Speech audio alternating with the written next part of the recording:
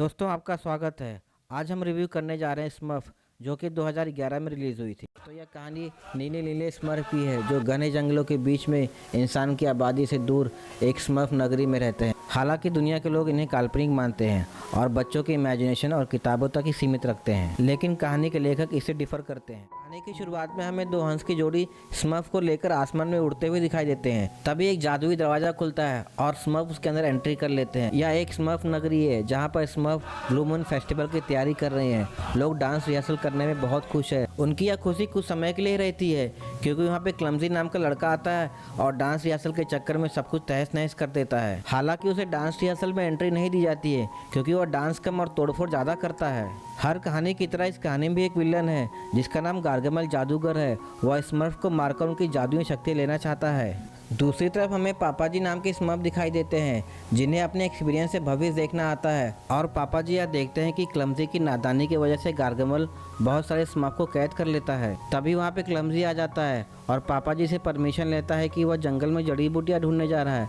पापा जी उसे कहते हैं कि स्मर्फ नगरी के अंदर ही रहे और उसके बाहर न जाए, लेकिन वह पापा जी की बात नहीं मानता है और जड़ी बूटी की तलाश में स्मर्फ नगरी के बाहर चला जाता है, जहाँ पर उसे गार्गमल देख लेता है। गार्गमल उसका पीछा करता है, लेकिन वह अपने जादुई दरवाजे के थ्रू स्मर्फ नगरी के अंदर चला आता है। क्लमजी के इस नादानी पर गार्गमल को उनके सीक्रेट लोकेशन के बारे में पता चल जाता है, इसलिए गार्गमल स्मर्फ नगरी में एंट्री करता है और स्मर्फ को पकड़ने के चक्कर में सब कुछ तहस नहस करने लगता है। तभी पापा जी सायरन बजाकर सभी स्मर्फ को जंगल की तरफ भागने को कहते हैं और गार्गमल को अपनी बातों में उलझाकर उसे एक ट्रैप में फंसा लेते हैं। क्लमजी यहाँ भी गलत दिशा में भागने लगता है। तभी पापा जी और उसकी टीम गट्सी, स्मर्फेट, ब्रेनी और ग्राउची उसे बचाने के लिए उसके पीछे भागने लगते हैं। आगे जाकर क्लमजी पहाड़ से गिरने वाला होता है। तभी पापा जी और उसकी टीम उसे पकड़ लेते हैं, लेकिन सामने से एक पानी का बाउंडर आता है और सभी को शक कर लेता है, जिससे उन्हें इंसानों की दुनिया में बाहर लेके चला जाता है।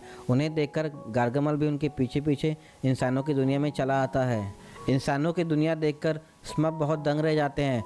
फिर अचानक से पीछे से गार्गमल की बिल्ली आ जाती है और वह उनका पीछा करती है। बिल्ली से बचने के लिए स्मर्फेट पेड़ पर चढ़ जाती है। फिर क्लमजी उसे डिस्ट्रैक्ट करता है, जिससे बिल्ली उसकी तरफ भागती है। हालांकि बिल्ली स्मर्फेट का बाल नोचने में कामयाब हो जाती है। बिल्ली से बचने के लिए क्लमजी एक बॉक्स में गिर जाता है। वह बॉक्स पैट्रिक विंस्लो का होता है, जो कि एक कॉस्मेटिक कंपनी में काम करता है।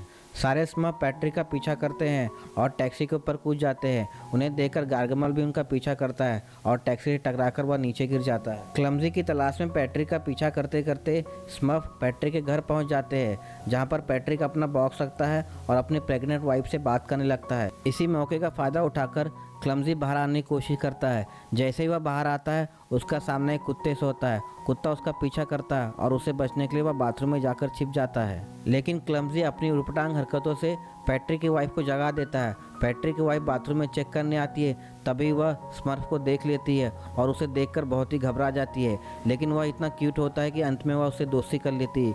यहाँ पे पैट्रिक भी स्मर्फ को देखकर बहुत ही घबरा जाता है और फाइटिंग करने लगता है, लेकिन कुछ देर बाद सभी लोग उससे दोस्ती कर लेते हैं। दूसरी तरफ हम देखते हैं कि गार्गमल स्मर्फेट के नोचे हुए बाल से एक जादुई सिरप बनाता है और वह सिरप अपने अंगूठी में कैद कर लेता है। हालांकि वह सिरप बहुत ही स्मॉल क्वांटिटी में होता है। कहानी के दूसरे हाफ में हम देखते हैं कि पापा जी पैट्रिक को अपने इंसान की दुनिया में फंसने के बारे में बताते हैं और कहते हैं कि जब तक आसमान में नीला चांद नहीं दिखाई देगा, तब तक वह जादुई पोर्टल नहीं खुलेगा और वह लोग अपनी दुनिया में नहीं जा पाएंगे। नीले चांद के लिए उन्हें एक जादुई मंत्र चाहिए और साथ में दूरबीन भी, इसलिए वह पैट्रिक से दूरबीन की डिमांड करते हैं, लेकिन पैट्रिक के पास दूरबीन तो होता नहीं है।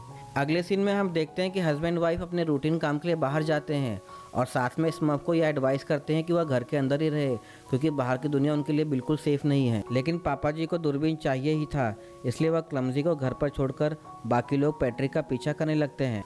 पैट्रिक ऑफिस पहुंचते ही उन्हें स्पॉट कर लेता है और दुनिया की नज़र से बचाते हुए उन्हें अपने ऑफिस के अंदर लेकर आता है। हालांकि स्मर्फ ऑफिस के अंदर बहुत ही हुड़दंग मचाते हैं और पैट्रिक को काम नहीं करने देते हैं, इसलिए पैट्रिक तंग आकर अपनी वाइफ को फ़ोन लगाता है और उन्हें यहाँ से ले जाने के लिए कहता है। दूसरी तरफ गार्गमल स्मर्फ की तलाश करते करते पैट्रिक के ऑफिस पहुँच जाता है, जहाँ पर वह एक बूढ़ी औरत को अपने जादुई सिरप से जवान कर देता है।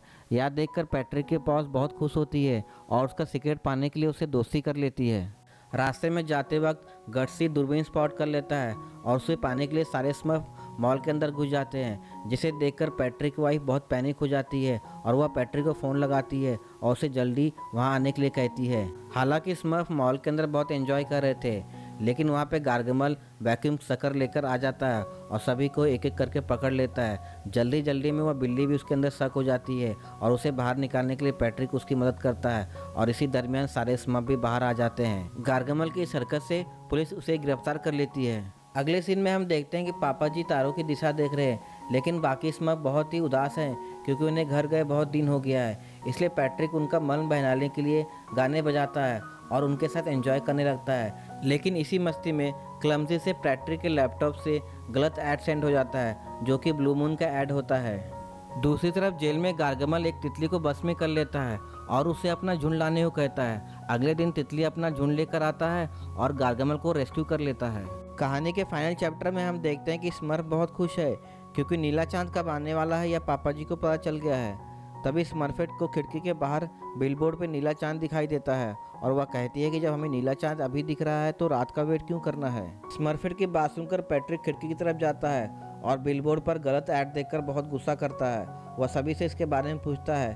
तभी क्लमजी अपनी गलती मानकर उससे माफ़ी मांगता है, लेकिन पैट्रिक को उस पर बहुत गुस्सा आता है। हालांकि पैट्रिक की वाइफ किसी तरह से उसे शांत कराती है, लेकिन शहर के सभी बिलबोर्ड पर ब्लू मून का ऐड दिखाई देता है। इसलिए उसकी बॉस उसे फिक्स करने को कहती है, नहीं तो पैट्रिक को फायर कर दिया जाएगा। दूसरी तरफ जादुई मंत्र की तलाश में स्मर्फ की टीम ओल्ड लाइब्रेरी में जाती है और जैसे ही वो जादुई मंत्र की किताब खोलते हैं वहाँ पे गार्गमल आ जाता है। गार्गमल उन पर हमला करता है, लेकिन पापा जी अपने आप को सेक्रीफाइस करके बाकी स्मर्फ को मंत्र लेकर वहाँ से चले जाने को कहते हैं ताकि वह सही समय पर नीले चांद को एक्टिवेट कर सके। साथ में यह भी एडवाइस करते हैं कि पापा जी को बचाने के लिए दोबारा वो लोग यहाँ पर ना आए। घर पहुँचने पर यह घटना पैट्रिक को बताया जाता है।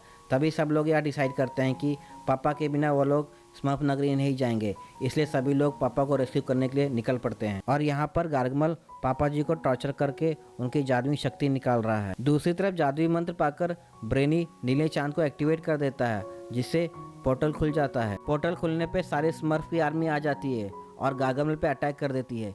इसी मौके का फायदा उठाकर स्मर्फेट पापा जी को छुड़ा लेती है, लेकिन गार्गमल को भी गुस्सा आता है और वह छड़ी को हवा में घुमाता है और सारे स्मर्फ को हवा में टांग देता है। तभी पीछे से गट्सी उड़ते हुए आता है और गार्गमल की छड़ी छीन लेता है। हालांकि वह छड़ी को संभाल नहीं पाता है और कुछ देर बाद उसे गिरा देता है। तभी क्लमजी भागते भागते उसे पकड़ लेता है और पापा जी की भविष्यवाणी को गलत साबित कर देता है। फिर छड़ी के पावर से वह गार्गमल को कहीं दूर फेंक देता है। इसी तरह क्लमजी अब स्मर्फ का हीरो बन चुका है। मूवी के आखिरी सीन में हम देखते हैं कि स्मर्फ अपनी नगरी में वापस जा रहे हैं। जाते जाते वह पैट्रिक और उसकी वाइफ को इमोशनली अलविदा कहते हैं। कुछ देर बाद पैट्रिक को उसकी बॉस का फ़ोन आता है और उसे नौकरी में प्रमोशन की बात करती है, जिससे पैट्रिक और उसकी वाइफ बहुत खुश हो जाते हैं। इसी तरह मूवी की हैप्पी एंडिंग होती है। दोस्तों, आपको यह मूवी कैसी लगी प्लीज़ कमेंट करके बताएं। वीडियो को शेयर और लाइक ज़रूर करें। Thank you.